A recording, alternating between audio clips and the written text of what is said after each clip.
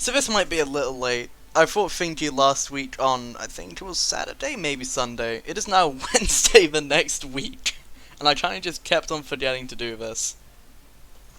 So, this is still BDL. I'm starting ISL this week, so you might be seeing uploads from that league.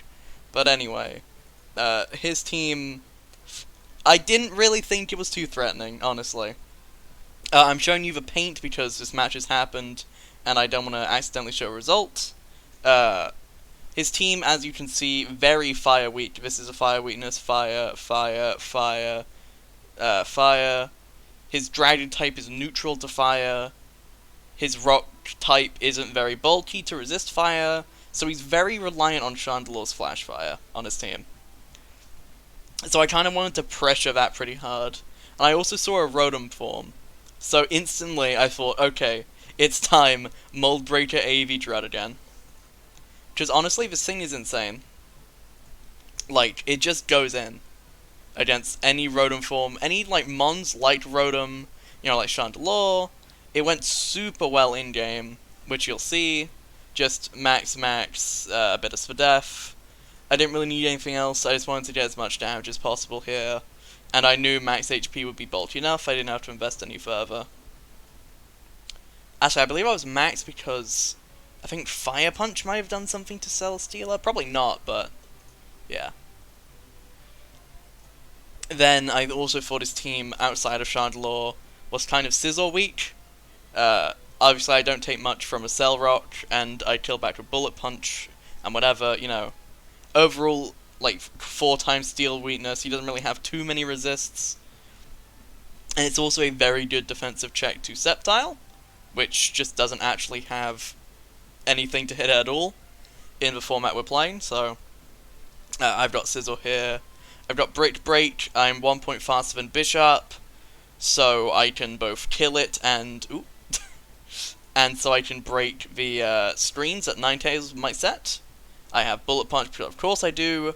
I'm just fully offensive this week, I just wanted to try it out, and I'm very happy I did. Bit of HP, bit of defense, so I can switch in Celesteela possibly. I kind of wish I had Roost during the match, but it didn't really matter, and then Knock Off just in case I force switches. Then, with those 2 mons done, and the rest of my plan, I kind of felt like I needed something to just buckle down on Hippo. Because Hippo was actually kind of an issue for this team. I could Toxic Stool it with Pex, somehow, you know. I'm weak to Earthquake, but I can stall it out. But I still wanted just a very good way of dealing with it. And that was, obviously, Chestnut. I believe I EV to outspeed, I can't actually tell. Oh, that's max speed, like, Adamant Celesteela. Which, I guess I would just do for Leech Seed, so I can see what move it use. I believe this much attack was, like, doing 70% to Hippo. It was doing a lot to a lot of his other mons as well. Drain Punch would have been good for 1v1ing potentially Celesteela without Acro, because we both just Leech Seed each other, but I'm immune to Leech Seed. So that's kind of my plan with Chestnut.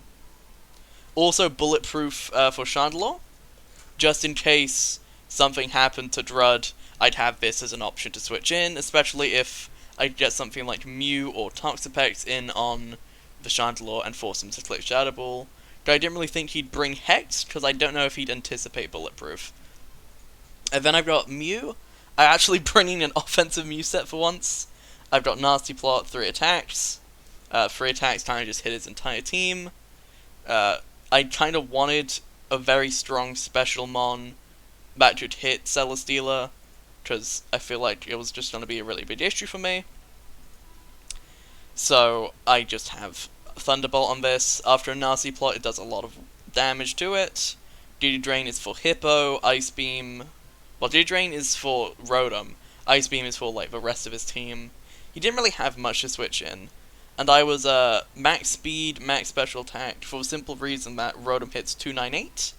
So hitting 299 meant that I was outspeeding max speed Rotom. Then I have Zapdos. This is outspeeding base 80s, so Chandelure, but also Stoutland, and also Masquerain. Yeah, that was kind of what I found when building for Finky, is that his team kind of just... His speed tiers were really kind of whack, his typings were kind of whack. His team was kind of whack, I'll be honest. So I've got Zapdos. It's 3 attacks Roost, third attack being U-turn instead of a hidden power, which is not allowed. His team, as I've said, is super fire weak. And I kind of wanted Modest because Modest was required to it KO Steeler if it was fully Spadef, which I could definitely imagine him bringing, just because he didn't want to, like, lose to a Zapdos otherwise. And then in my last slot I just had Pex. I felt like Pex was just a good last slot because, of course it is, doesn't really care about any of his mons, and it just kinda could wool anything. So we get into the, whoa. No, I spoiled it. We get into the battle. He brings V6. I'd prepped for V6, but I kind of expected to see Hippo, so I was happy when I didn't. So I lead Drud. I expect him to lead Rotom, but he actually leads Chandelure, which is good for me. I can just see a free opportunity to click EQ. If he goes Steeler, then that's fine. I can go Zapdos, not really lose anything. If he Toxics me on Zapdos, that's a concern, but not unwinnable, because obviously not unwinnable because I have Roost, so Toxic won't matter too much. So he tricks me a Scarf here, while I just Earthquake. I see I do a lot of damage, so I click Earthquake again here, because I just think, okay, you know, I don't lose anything from doing this. I can still just go hard Zapdos on Celesteela. But then he goes Rotom. Which means... yeah. Rotom takes a little bit of damage there. Which is super good for me, because this is just really opening up Zapdos, it's opening up Scizor. Like, both of those mons just got a lot better here, which is super useful for me. So I click Earthquake a third time. I kind of expect him to go Steeler now, but might as well try. So he brings it in, I go hard Zapdos. He clicks Toxic, he misses, which doesn't matter in the grand scheme of things because of Roost, but it's still unfortunate for him, and it's kind of the start of a trend in this battle. So he goes back to Rotom, I click Thunderbolt. He now has no living fire resist that can actually consistently check fire, because Chandelure's at 3%. And I outspeed it anyway after it's tricked its Scarf away, which I think was actually a pretty bad move on its part. I think he definitely wanted Scarf this match. Anyway, he brings in Ninetales. Then he switches to Sceptile as I go Pex, which is good on him. Because he is actually a subset. He's Subseed, and I click Toxic here, expecting him to just Leaf Storm to gauge damage. But yeah, he gets a sub up, which kinda scares me a little bit. I know, like, Hail is gonna give him residual damage, but knowing he is Subseed, you know, that's kinda scary still. Because it's also giving me residual damage at the same time. So I just go hard Scizor. I know he can't do anything to this. I don't have Roost, which means the residual damage is very scary, but hopefully I can bluff it. I just Bullet Punch to break the sub here. He goes for another. Well played by him. Then he just goes Celesteela. I click Bullet Punch again. I was willing to just get damage on the Sceptile. And then I just go Pex on Steela. He Toxics this time again, which I predicted. He then goes Bishop, as I just click Knockoff. I get his Life Orb. I go hard Scizor here, which is very risky, I know. I probably could have went something like Drud here first, which would have been an equally good play, because I'm risking percentage on Scizor here, but Scizor is still fine. I then risk him thinking I'm slower, because, like, I wanted to style on him, and not much else, so I click Brick Break. He goes down. If he clicks Sucker Vet, that would have been a huge issue for me, but I assumed he would think I'd switch again, after seeing that damage, and then go back to, like, Pex or something. So, yeah. He then just goes Celesteela. I hard go into Pex here. Heavy Slam does nothing. He goes Chandelure as I just click Toxic again, because I know he's got a switch. Chandelure's down, all of a sudden he has no fire resist, so Zapdos just kind of goes in. I learned from this, I believe he was Specs Freeze Dry? Well, he was Specs anyway. Well, he was, yeah. So he was Specs, so I decide here I'm just gonna sack Drud.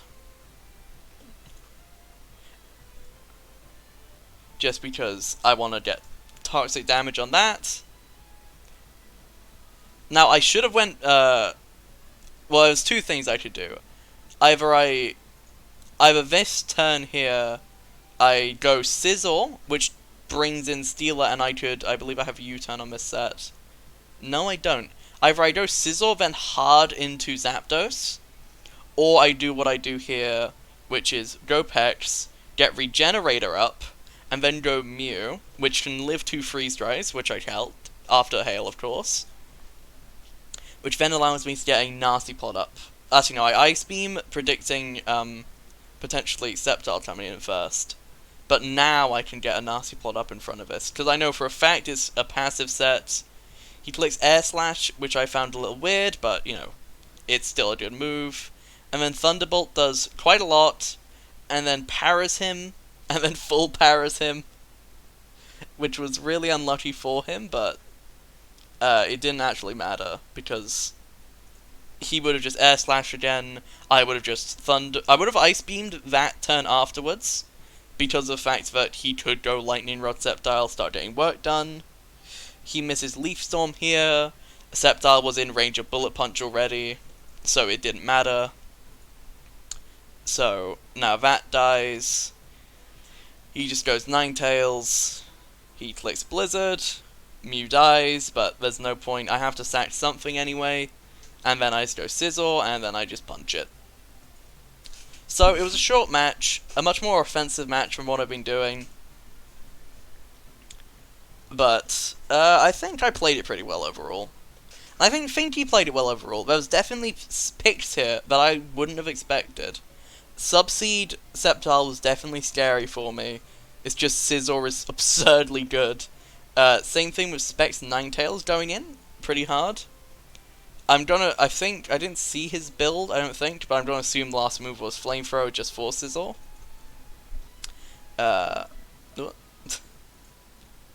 So yeah, overall I think his prep was solid, it's just, it was a pretty rough matchup for him. I don't think there's any play in this match I would have changed. I played to win, I didn't really play for, like, differential as much, but the route I took just happened to give me the highest differential possible.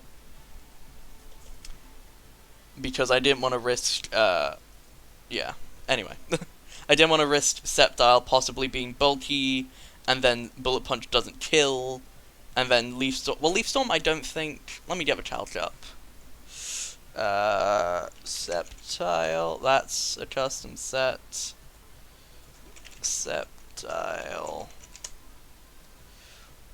Mega. Sizzle, nope. My Sizzle was just like, no Spadef, like 60 HP, yeah. Leaf Storm I believe was a roll. Actually, let me actually check my bolt on this. 32, yeah. Leaf Storm just straight up killed, I believe.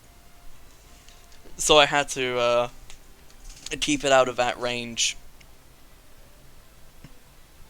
Just so, in case I didn't kill, then he'd Leaf Storm actually kill me. But then if he Leaf Stormed, then Pex could just come in, click School. Well, no, Pex wouldn't come in.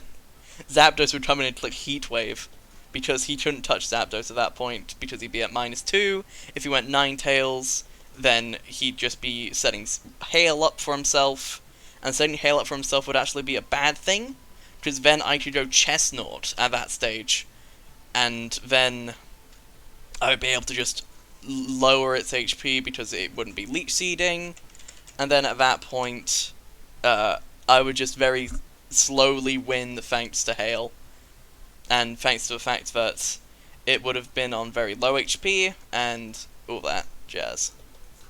So yeah, that's pretty much it. Next week I have Nobu to fight, and I built for him, and I'm ready. I don't know if any of my mons are coming, but they might be. Goodbye.